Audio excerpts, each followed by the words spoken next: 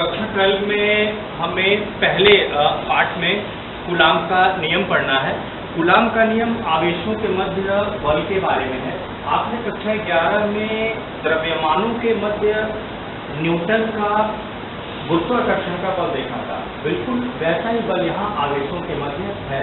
प्रथम लेक्चर में आपने ये देखा होगा कि आवेश क्या है और इनको पढ़ना महत्वपूर्ण क्यों है, और स्थिर वैद्युतिकी जो कि कक्षा 12 का पहला चैप्टर है वो हम क्यों पढ़ रहे हैं।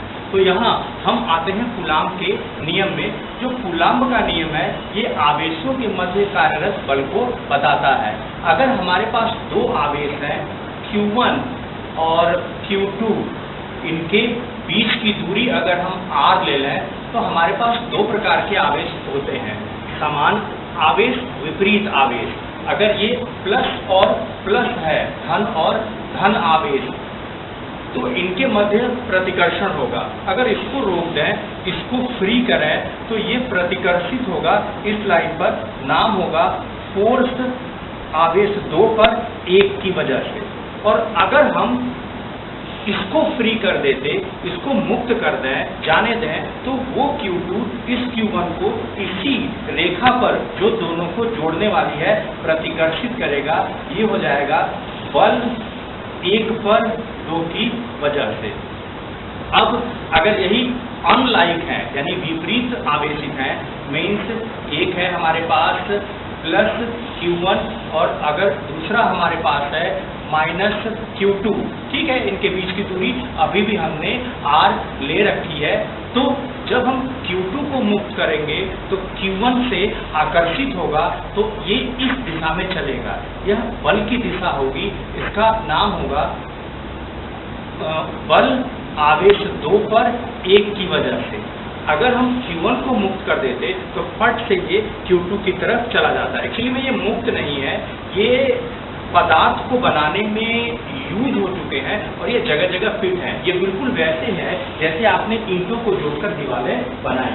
बिल्कुल उसी तरह आवेशों का जो संग्रह है वो पदार्थों का निर्माण करता है। तो आवेश इकट्ठे होते हैं। प्रथम लेक्चर में आपने देखा था कि नाभिक में न्यूट्रॉन और प्रोटॉन इकट्ठे होते हैं और बाहर की विभिन्न कक्षाओं में आप इलेक्ट्रॉनों को रखते हैं। और किस प्रकार से रखते हैं इन्हें कि कुल आवेश इनके ऊपर शून्य आए। लेकिन अगर इलेक्ट्रॉनों की अधिकता या कमी हो जाए स्थायित्व को पाने में, तो इन्हें हम आवेशित निकाय कहते हैं। और इनके मध्य जो बल है उसे हम स्थिर वैद्युतिकी का बल या वैद्युत बल कहते हैं। कूलाम्ब ने इसे प्रतिपादित किया, तो कूलाम्ब के नियमानुसार इसे हम कूलाम्ब का बल भी कहते हैं। हम आपको ये बता रहे हैं कि अगर दो आवेश समान प्रकार के हैं तो इनके जोड़ने वाली रेखा पर परस्पर प्रतिकर्षण का बल लगेगा। जबकि दोनों अगर विपरीत आवेश हैं तो उसी जोड़ने वाली रेखा पर एक दूसरे की तरफ ये आकर्षित होंगे। अर्थात अगर हम Q1 को मुक्त कर देते तो Q2 के आकर्षण के प्रभाव से ये इधर खिंचता। नाम रखेंगे फोर्स यानी बल 1 पर 2 की वजह से। 1 पर बल 2 की वजह से या 2 पर 1 की वजह से ये बल मान में बराबर है किंतु दिशा में विपरीत है। ऐसे बलों को आंतरिक बल भी कहते हैं। कक्षा 11 में होगा। फिलहाल अगर हम आवेश Q1 और आवेश Q2 के मध्य बल F का मान जानना चाहें, इसकी अगर वैल्यू की बात करें, वैल्यू हम इसकी दिशा छोड़ रहे हैं तो ये वैल्यू में F है, ये भी वैल्यू में F है। अगर हम दिशा ना देखें, परस्पर विपरीत है, तो वैल्यू में ये भी F है। इसी तरीके से ये भी वैल्यू में F है। दो लाइनें खींचते हैं तो मतलब होता है साइन छोड़ रहे हैं, चिन्ह छोड़ रहे हैं, यानी दिशा हम नहीं देख रहे हैं। तो एक लाइन में बोला है तो इसकी समरी अर्थात निष्कर्ष यह है कि दो आवेशों के मध्य कार्यरत एक बल होता है जो या तो आकर्षण का होता है या प्रतिकर्षण का होता है। आवेशों के मध्य है तो वैद्युतिकी का बल कहते हैं। कूलाम ने ढूंढा तो कूलाम का बल कहते हैं। कूलाम का ये कहना था कि इन आवेशों के मध्य कार्यरत बल का मान दोनों आवेशों के गुणनफल के अनुक्रमानुपाती तथा बीच की दूरी के वर्ग के व्युत्क्रमानुपाती होता है। ठीक है, दूरी है r, व्युत्क्रमानुपाती मतलब 1/r, वर्ग मतलब 1/r का वर्ग। यानी अगर हम 2 मीटर हटाएंगे तो यहाँ 2 रखेंगे तो 2 का वर्ग 4 हो जाएगा, यानी बल बाई 4 हो जाएगा। खिसकाए 2 मीटर है और बल के मान में परिवर्तन 2 का स्क्वायर यानी कि 4 हो जाएगा। अगर हमने 6 मीटर खिसका दिया तो यहाँ जब r = 6 रखेंगे, 6 मीटर हमने कर दिया तो 6 से 36 यानी कि बल का जो मान होगा वो 1/36 से चेंज होगा। तो यहाँ 2 आवेशों के मध्य कार्यरत बल उन आवेशों के गुणनफल के समानुपाती होता है तथा बीच की दूरी के वर्ग के व्युत्क्रमानुपाती होता है। ये तो बिल्कुल वैसा है जैसा कक्षा 11 में न्यूटन ने द्रव्यमानों के मध्य कार्यरत बल के बारे में बताया। यहाँ जो F है वो F न्यूटन ने जो गुरुत्वाकर्षण बताया था वो आया था समानुपाती द्रव्यमानों के गुणनफल के व्युत्क्रमानुपाती है दूरी के वर्ग के। यहाँ से आपको मिला था F समानुपाती है द्रव्यमानों के गुणनफल और दूरी के वर्ग के व्युत्क्रमानुपाती। एक समानुपाती नियतांक एक्चुअली में इधर रखेंगे तो ये लगभग बताएगा और हमें एकदम एग्जैक्ट चाहिए, एकदम 100% सही चाहिए। तो जब हम लैब में प्रयोगशाला में ढूंढते हैं तो देखते हैं कि एक समानुपाती नियतांक एडजस्ट करना पड़ेगा। अब समानुपाती नियतांक के बारे में ऐसे समझिए कि आप जितनी मेहनत करते हैं उसी के समानुपात में आपको नंबर मिलता है। = नहीं होता, बराबर नहीं होता कि जितनी मेहनत आपने की एग्जैक्टली उतनी ही मिल जाए। थोड़ा कम भी मिल सकता है, थोड़ा भी ज़्यादा भी मिल सकता है। यानी आपको एक समानुपात, एक नंबर एडजस्ट करना पड़ेगा जिसको नियतांक के नाम से जाना जाता है। याद कीजिए कक्षा 11 में वह नियतांक था बड़ा वाला G, इसको बोलते थे सार्वत्रिक गुरुत्वाकर्षण नियतांक और ये होता था m1 m2/r², 2 द्रव्यमानों के मध्य कार्यरत गुरुत्वाकर्षण का बल और यहाँ 2 आवेशों के मध्य कार्यरत वैद्युतिकी का बल। तो बिल्कुल वैसे ही है, इन दोनों को इकट्ठा कर लेते तो आपको मिल जाता कूलाम्ब का बल समानुपाती Q1 × Q2/r²। अब आपको एक समानुपाती नियतांक लेना पड़ेगा यहाँ पे और चलिए देखते हैं कि इस समानुपाती नियतांक का मान कैसे निकाला गया। यानी कूलाम्ब का बल, आवेशों के मध्य कार्यरत कूलाम्ब का बल आपको मिल गया। कुछ हो जाएगा समानुपाती नियतांक C मान ले रहे हैं, अभी ढूंढ लेते हैं इसकी वैल्यू कितनी होगी। Q1 Q2/r का वर्ग, रोक लीजिए इसको। अब इस समानुपाती नियतांक की वैल्यू को 2 बार निकाला गया। एक बार आवेशों को निकाय में से बाहर निकालकर हवा में रखा गया, उनके मध्य आकर्षण प्रतिकर्षण को स्टडी किया गया, अध्ययन किया गया और इस नियतांक के मान को कैलकुलेट किया गया। तो यहाँ अगर हम इस नियतांक की बात करें तो एक तो वायु का हम कह रहे हैं। एक्चुअली में होता ये है कि आवेश आपको कहीं मिलेंगे नहीं, ये आवेश पदार्थ की संरचना में इन्वॉल्व है, ये पदार्थ की संरचना बनाने में यूज हो चुके हैं। तो हमें क्या करना पड़ता है, इन्हें मुक्त करना पड़ता है। वास्तव में ये मुक्त नहीं है, इसीलिए नियतांक भी 2 बार निकालना पड़ेगा। मुक्त आवेशों के मध्य कार्यरत बल का नियतांक और 2 आवेश जब किसी पदार्थ का निर्माण कर रहे हो तो उनके मध्य कार्यरत का बल। तो मेरी बात समझने की कोशिश कीजिए, हम ये कह रहे हैं कि 2 आवेशों के मध्य बल का आंशिक मान आवेशों के मान के गुणनफल और दूरी के वर्ग के व्युत्क्रमानुपाती होगा। अब हम कह रहे हैं कि इस C जो कि समानुपाती नियतांक है का मान 2 बार निकालना पड़ रहा है। एक बार आवेशों को वायु में रखकर अध्ययन करेंगे, जबकि वास्तव में आवेश वायु में नहीं मिलते हैं। तो ये बाई लैब होगा, ये प्रयोगशाला द्वारा निर्धारित हुआ। अब वास्तव में हम देखें तो आवेशों का संकलन ही तो पदार्थ का निर्माण कर रहा है। तो उन संकलित आवेशों के मध्य कितना आकर्षण या प्रतिकर्षण का बल है, ये वास्तव में बल का मान होगा। तो हम जब आवेश संकलित होकर पदार्थ बनाते हैं तो उन्हें 2 भाग में रखते हैं इस पाठ में। एक को हम बोलते हैं कुचालक, एक को बोलते हैं सुचालक। कुचालक का मतलब होता है जिसमें आवेशों का प्रवाह नहीं हो सकता। सुचालक का मतलब होता है जिनमें आवेशों का प्रवाह हो सकता है। अब यहाँ कुचालक सुचालक से एक कंफ्यूजन या एक डाउट क्रिएट हो जाएगा और वो ये कि ऊष्मा का भी सुचालक और कुचालक होता है। तो जो वर्डिंग हम यूज कर रहे हैं कुचालक और सुचालक, वो ऊष्मा के लिए भी है और वैद्युत धारा के लिए भी है। हमारे अंदर लोहे का एक रॉड या छड़ लेकर जाए, अब बिजली के तार में या सॉकेट में पहुंच जाए तो भैया झटका तो लगेगा ना, तो मतलब वो बिजली का सुचालक है। लेकिन अगर लकड़ी का डंडा लेकर जाए और उससे बिजली को, भी गीला नहीं एकदम सूखा चाहिए, उससे आप बिजली को छुए तो आप देखेंगे आपको झटका नहीं लगेगा, तो मतलब वो बिजली के लिए सुचालक है। तो हमारे कहने का मतलब है कि पदार्थ दो प्रकार के हैं, कुचालक और सुचालक। तो सुचालक हमें नहीं चाहिए, क्योंकि सुचालक होगा तो आवेशों का प्रवाह हो जाएगा।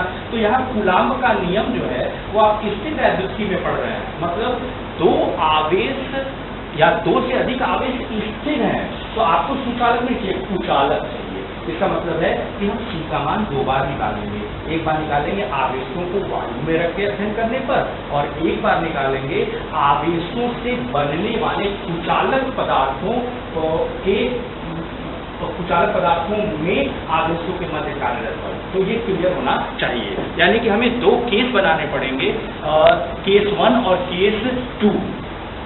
केस का मतलब है कि C जो कांस्टेंट है वो दो बार आपको देखना पड़ेगा।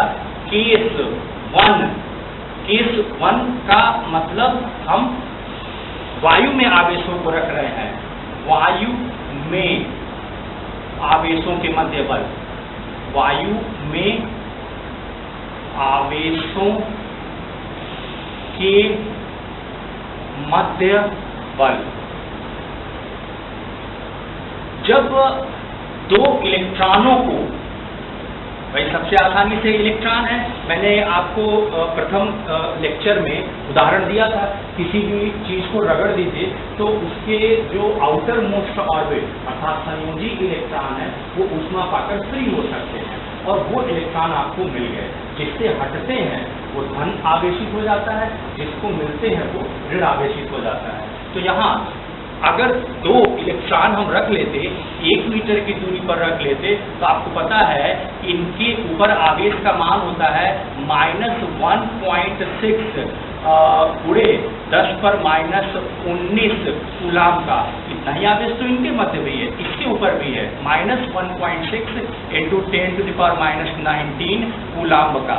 अब जैसे ही दोनों को हम रख के फ्री करते हैं ये भाग खड़े होते हैं। जब ये भागते हैं तो यहाँ एक प्रेशर स्क्रीन होती है, दाब स्क्रीन, जैसे आप मोबाइल के स्क्रीन पर जब फिंगर रखते हैं तो उस फिंगर को सेंस करता है, फिंगर के टिप के प्रेशर को और टेम्परेचर को वो स्क्रीन सेंस करता है, समझता है और बदले में रिस्पॉन्स करता है। तो इस तरीके से ये इलेक्ट्रॉन भाग कर आएगा, इस स्क्रीन से टकराएगा तो एक दाब उत्पन्न करेगा P, और A क्षेत्रफल का अगर ये है तो क्या आपको बल नहीं मिल गया, बल हो जाएगा P × A। अर्थात आपने इस बल का मान निकाल लिया प्रयोगशाला से, और आपको पता है Q1 एक इलेक्ट्रॉन, Q2 दूसरा इलेक्ट्रॉन, बीच की दूरी, तो ये F आपने यहाँ लैब से निकाल लिया। Q1 Q2 R आंकड़ों से निकाल लेंगे तो क्या C का मान नहीं पता चल जाएगा।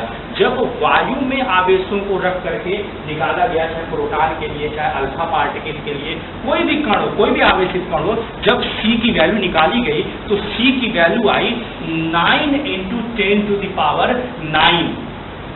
C आया 9 × 10⁹ न्यूटन मीटर स्क्वायर प्रति कूलाम्ब स्क्वायर, ये वैल्यू आई।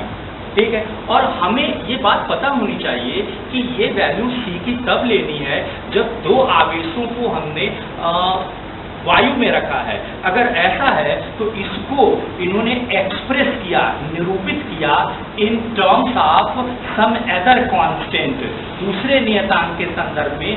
ये था 1/4/ε0। मान लेते हैं कहीं 4 है और हम कह रहे हैं इसको वर्ग के फॉर्मेट में लिखिए, तो आप 2² लिख सकते हैं। हम कह रहे हैं नहीं, इसको रूट के फॉर्मेट में लिखिए, तो क्या आप रूट मतलब वर्गमूल, तो क्या आप इसको ऐसे नहीं लिख सकते √16, मतलब 4 तो 2 स्क्वायर के बराबर भी है और 4 √16 के बराबर भी है।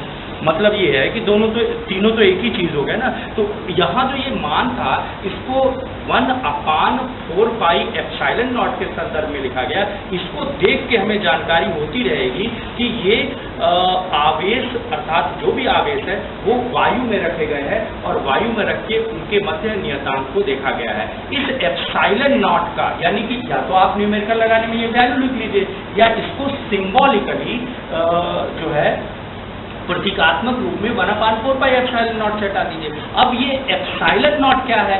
ε0 को इन्होंने निर्वात की वैद्युतशीलता नाम दिया। निर्वात की वैद्युतशीलता,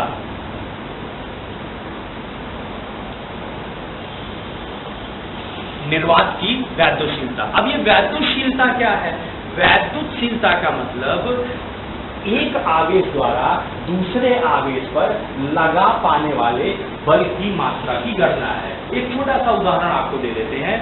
दो लड़कों में झगड़ा हुआ और एक के पास फ्रेंड है, एक के पास फ्रेंड नहीं है। सत्या एक का पलड़ा भारी है, एक का पलड़ा हल्का है। लेकिन अगर दोनों के बराबर मात्रा में फ्रेंड है तो दोनों के बीच इंटरेक्शन अर्थात घमासान ज्यादा होगा। दो लड़कों के बीच झगड़ा हुआ और प्रिंसिपल साहब हमारे अफेवर हैं, तो तब तो दोनों कुछ नहीं बोलेंगे, मूड़ी हिला के आगे निकल जाएंगे कि चल बेटा बाद में देखेंगे। तो ये जो अमाउंट है ऑफ इंटरेक्शन अर्थात ये जो आकर्षण प्रतिकर्षण या धक्का मुक्की का जो बल का अनुभव कर पाना है वायु में रहने पर, उसे हम निर्वात की वैद्युतशीलता कहते हैं। मतलब आवेशों को जब हम वायु में रखते हैं तो वायु उनके मध्य कितना बल, वैद्युत का बल आरोपित होने देता है, उसे हम निर्वात की वैद्युतशीलता कहते हैं। प्रयोगशाला में जब ε0 का मान निकाला गया तो ये आया 8.86 × 10⁻⁻12 कूलाम्ब का वर्ग अपान न्यूटन मीटर स्क्वायर, ये मान आया। अब अगर हम कूलाम्ब के बल को लिख देते यहाँ पे तो कूलाम्ब का बल हो जाता F बराबर 1/4πε0। ये समानुपाती नियतांक है। आंकिक मान जिसका 9 × 10⁻9 है, MKS या SI मात्रक पद्धति में है और ये हो जाता Q1 Q2/R²। ठीक है, हमने यहाँ एक बढ़ा लिया, इसको सफिक्स कहते हैं। आप कह लीजिए यहाँ लिख लिया। इससे ये पता चलता रहेगा एयर, इससे ये पता चलता रहेगा कि दो आवेश r दूरी पर हैं और वो वायु में मुक्त रूप से रखे गए हैं। ठीक है, अब आंकिक प्रश्न दिया जाएगा तो आवेश 1 का मान रखिएगा बिना साइन के, क्योंकि यहाँ जो साइन होता है आवेश का वो आकर्षण या प्रतिकर्षण बल को अनुभव कराने के लिए होता है। जब आंकिक मान आप बल का निकालते हैं तो आप साइन अर्थात तो धन या ऋण को छोड़ देते हैं, क्योंकि धन धन प्रतिकर्षण और ऋण और धन आकर्षण, ये तो आप ब्रैकेट में अलग से लिख सकते हैं कि एक धन और एक ऋण के मध्य आकर्षण का बल होता है, जबकि धन धन या ऋण ऋण आवेश होगा तो इसके मध्य एक प्रतिकर्षण का बल कार्य करता है। तो अगर दो आवेश वायु में रखे गए हैं तो आप कूलाम्ब के नियम को ऐसे लिख सकते हैं। वास्तव में ये दोनों आवेश कभी मुक्त नहीं थे, ये निकाय में थे और उस निकाय को जिसमें ये थे, हम कह रहे हैं दो तरह का है, चालक और कुचालक। तो चालक, सुचालक एंड कुचालक। तो सुचालक कुचालक में सुचालक छोड़ दीजिए, क्योंकि सुचालक में आवेश मूव कर जाएंगे, विस्थापित हो जाएंगे, जगह बदल जाएगी। तो हमें ऐसे पदार्थ चाहिए जिसमें आवेश स्थिर हो। तो आवेश स्थिर होते हैं कुचालक में, लेकिन कुचालक का इस्तेमाल हम ऊष्मा प्रवाह में भी यूज करते हैं कि ऊष्मा प्रवाहित नहीं होगी कुचालक से, सुचालक से ऊष्मा प्रवाहित होगी। तो हम यहाँ पे एक दूसरा वर्ड अर्थात शब्द लेकर आते हैं और वो है परावैद्युत। परावैद्युत मतलब कुचालक, बड़ी सीधी सी बात है। परावैद्युत जिसमें वैद्युत प्रवाह ना हो, जिसमें आवेशों का प्रवाह ना हो। अब जब हम दो आवेशों Q1 और Q2 से कोई परावैद्युत बनाते हैं अर्थात कोई कुचालक पदार्थ का निर्माण करते हैं जबकि ये r दूरी पर है, तो अभी इनके मध्य जो बल F है और पहले जब इनको तोड़ के हवा में रखे थे, जब इनके मध्य बल F एयर आया था, ठीक है, F पर बल एयर पर वायु, यानी आवेशों को वायु में रखने पर ये बल आया था। तो देखते हैं कि जब आवेश पदार्थ के निर्माण में लग जाते हैं तो उनके मध्य कार्यरत कूलाम्ब का बल कम हो जाता है, लेस देन। कम हो जाता है जब वो फ्री होते हैं। तो हिंदी में एक कहावत नहीं है, खाली दिमाग शैतान का घर, मतलब खाली दिमाग है तो इधर उधर भटकेगा। उसी तरीके से जब आवेश को मुक्त कर देते हैं तो कूलाम का बल ज्यादा आता है, जबकि वास्तव में वो मुक्त थे ही नहीं कभी, वो पदार्थ के निर्माण में यूज हो रहे थे। तो पदार्थ के निर्माण में अगर उनका इस्तेमाल हो रहा था तो उनके मध्य कार्यरत बल कम हो जाएगा। अब आपको पता है F को कम करना है, कैसे कम होगा? इसको एक नंबर से, अंक से डिवाइड कर दीजिए, देखते हैं वो अंक क्या है। यानी कि आवेशों के मध्य बल जबकि उसने परावैद्युत अर्थात कुचालक पदार्थ बनाया इज इक्वल टू बल F एयर जब वो वायु में होते divided by a number K, अर्थात हम K एक अंक से इसको विभाजित कर रहे हैं। आप ही देखो, अगर K का मान 1 रख देते तो F is equal to F air हो जाता, अर्थात वायु के लिए इस K का मान 1 होता है और बाकी कोई भी कुचालक पदार्थ होगा तो K का मान 1 से बड़ा होता है। हमको कैसे पता चल रहा है कि K का मान 1 से बड़ा होना चाहिए? K जितना बड़ा होगा बल F उतना ज्यादा होगा। अगर K का मान 2 है तो बाई 2, K का मान 3 है तो बाई 3, छोटा होता जा रहा है ना F। इसका मतलब है कि जो भी परावैद्युत होंगे अर्थात कुचालक पदार्थ होंगे उसके लिए K का मान 1 से बड़ा आएगा। जैसे हम पानी की बात करें, पानी, अच्छा इस K का नाम रखा गया परावैद्युत नियतांक। परावैद्युत नियतांक क्या है? जब आवेश किसी पदार्थ का निर्माण करते हैं तो वहां उनके मध्य कार्यरत कूलाम का बल उनके वायु में होने पर कूलाम के बल से छोटा होता है। इस स्थिति को पाने के लिए हम ये कहते हैं कि जब वो वायु में थे तो बल अगर F एयर था तो उसको एक नंबर K से आप डिवाइड अर्थात भाग करा दीजिए।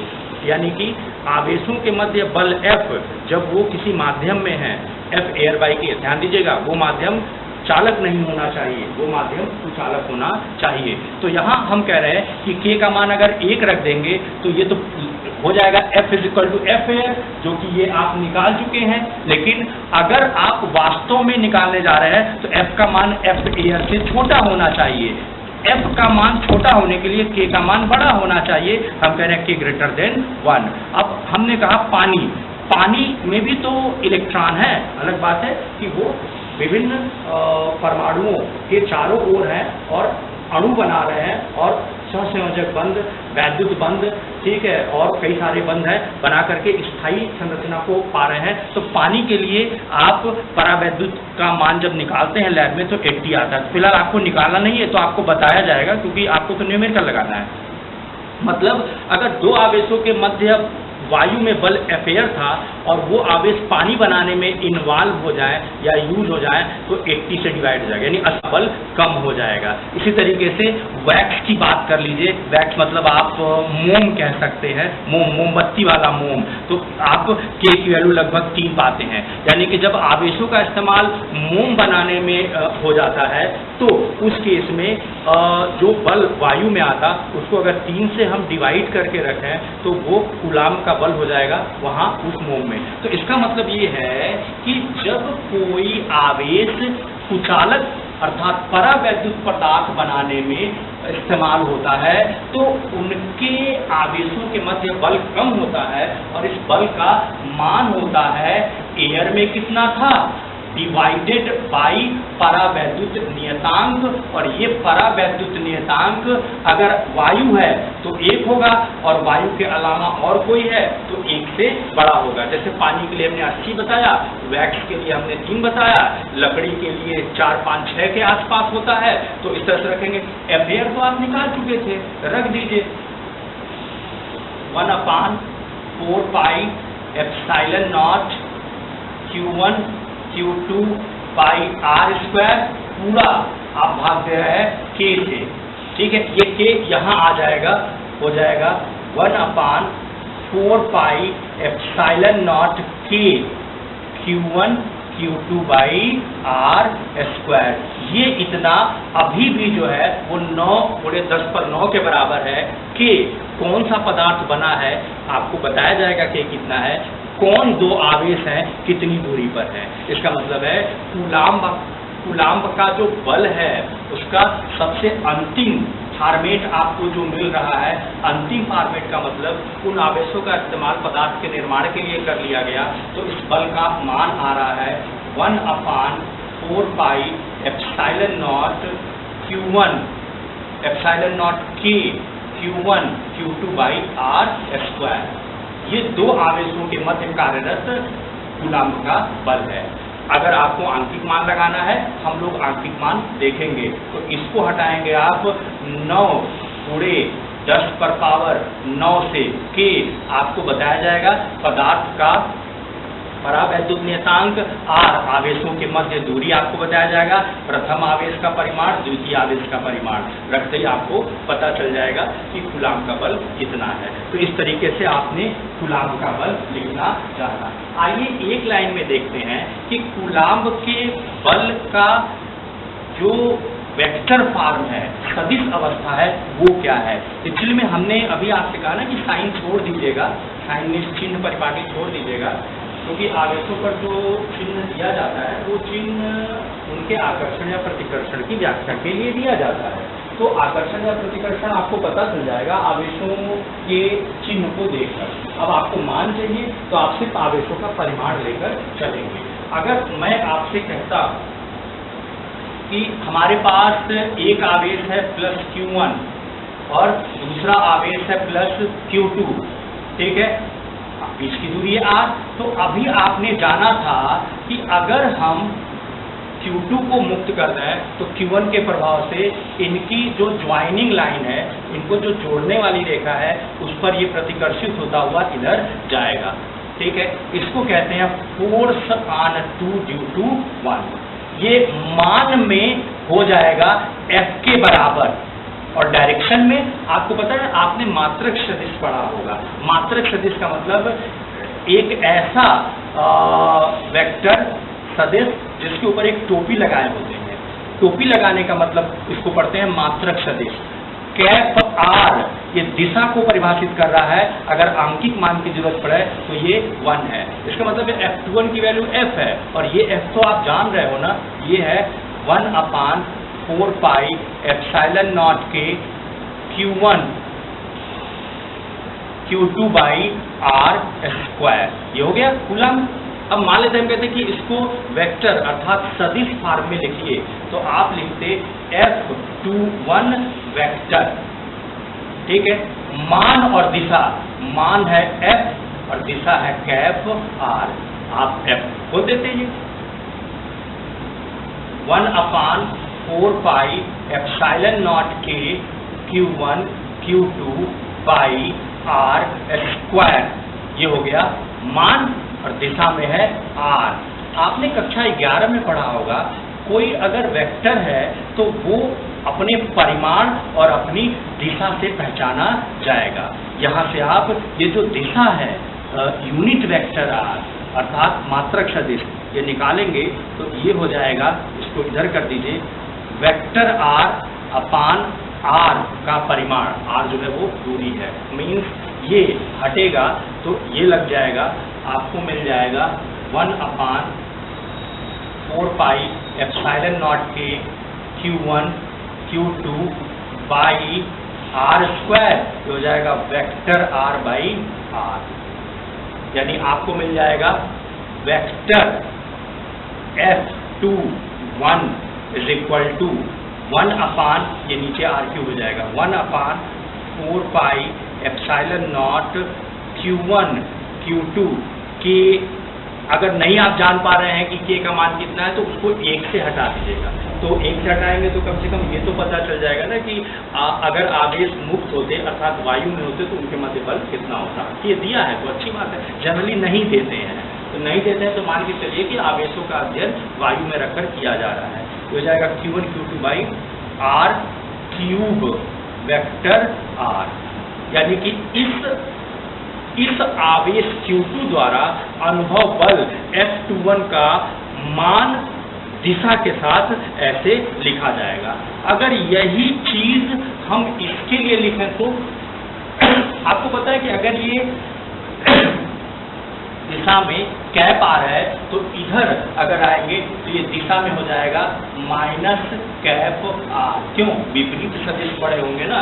अगर एन कैप आर है तो एन माइनस कैप आर होगा और इस बल का नाम होगा बल on one due to two, आवेश 1 पर आवेश 2 द्वारा लगाया गया बल दिशा के साथ।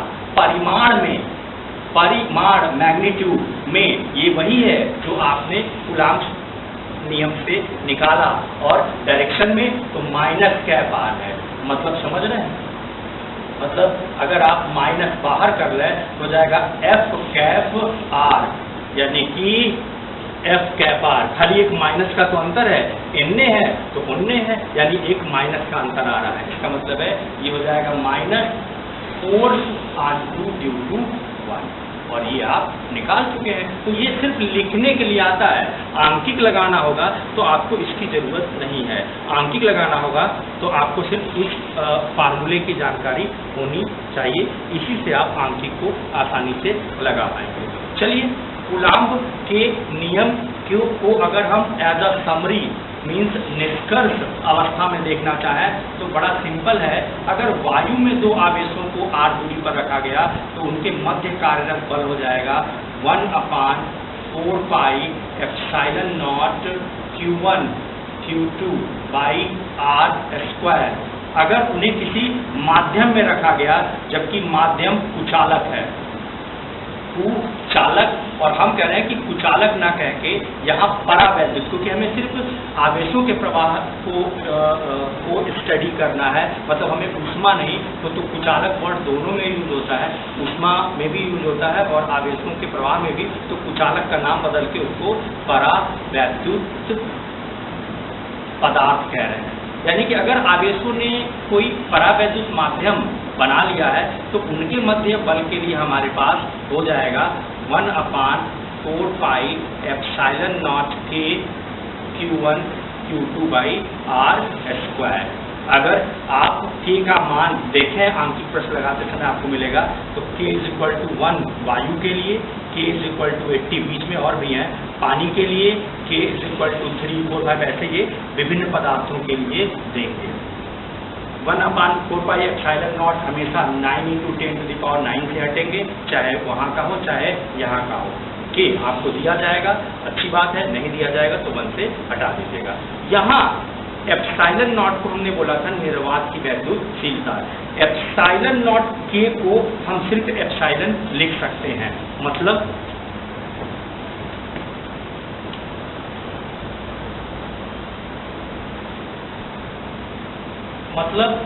अगर हमारे पास F = 1/4 पाई एप्सिलॉन नॉट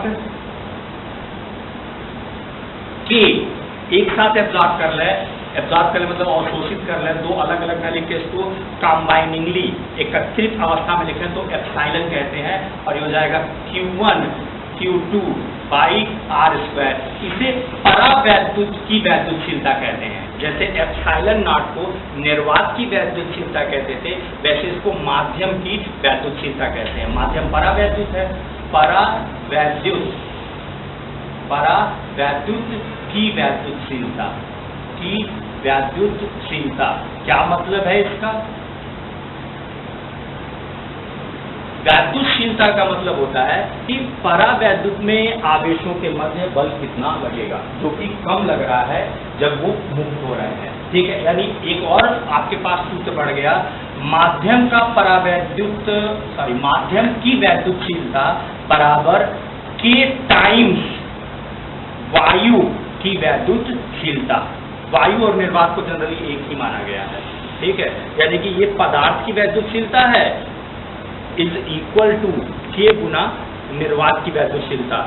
के आपको बताएंगे पदार्थ का कितना है, और ये आपको याद रखना है कि निर्वात की वैद्युतशीलता का आंकिक मान 8.86 × 10⁻12 कूलाम्ब/न्यूटन/मीटर² का होता है।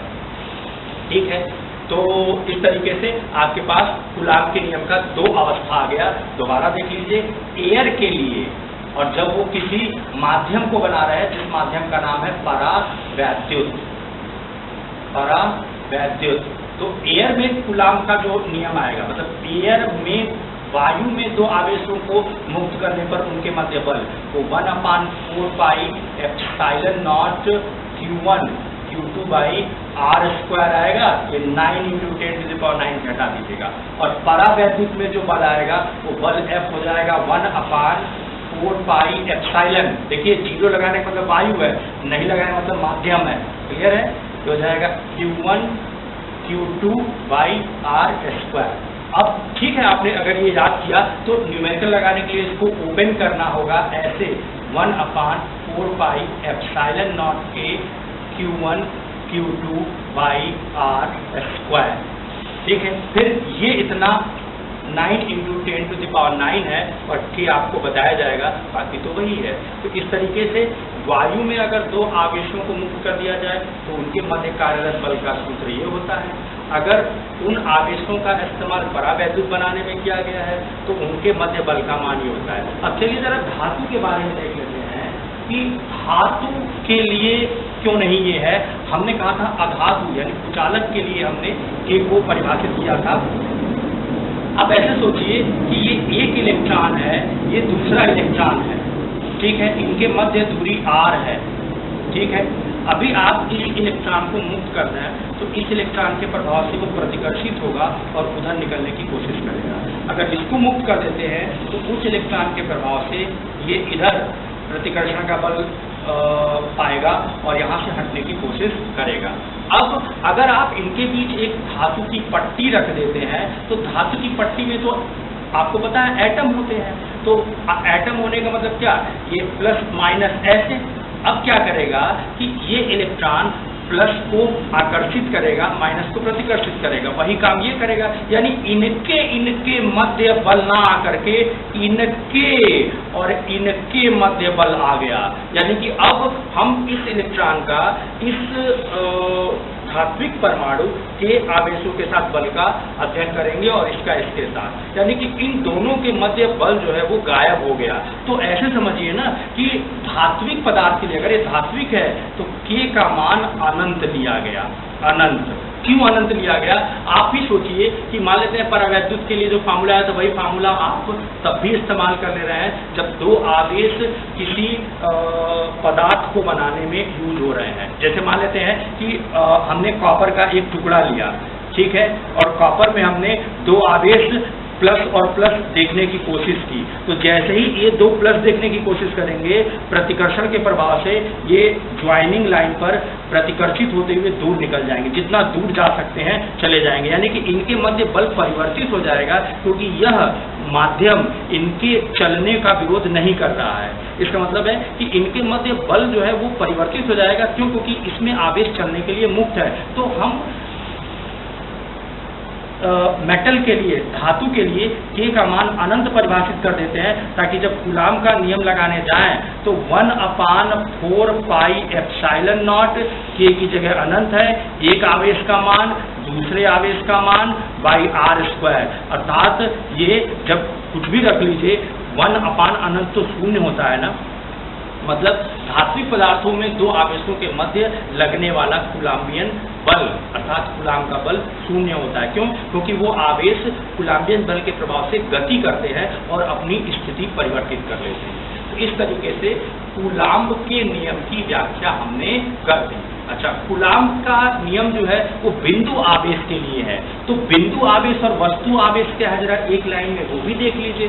बिंदु, अगर हम बहुत छोटे आवेश ऐसे ले लेते बिंदु के फॉर्मेट में, ठीक है, ये Q1 ये Q2, तो इनके बीच दूरी R के लिए कूलाम का बल आता। अब मान लेते हैं ये बिंदु ना होकर के अगर ये एक वस्तु होते, जैसे गोलाकार आकृति में कुछ त्रिज्या का गोला है ये, तो इसमें अगर हम आवेश बोल रहे हैं प्लस प्लस है मान लिया और इसमें बोल रहे हैं माइनस माइनस है मान लिया, इनके बीच की दूरी है R मान लिया, तो होगा क्या, प्लस माइनस पर आकर्षण लगाएगा, ये खिसक के इधर चले आएंगे। यानी ये इस तरीके से माइनस हो जाएगा और ये खिसक के इधर चले आएंगे ये, यानी आवेशों के मध्य जो दूरी होगी वो दूरी अभी इतनी हो जाएगी, यानी r परिवर्तित हो गया। तो बिंदु आवेश होगा तो उनके अंदर आवेश का रोटेशन या घूर्णन नहीं होगा, और जब वो बिंदु आवेश न के वस्तु आवेश होंगे तो आकर्षण या प्रतिकर्षण के प्रभाव से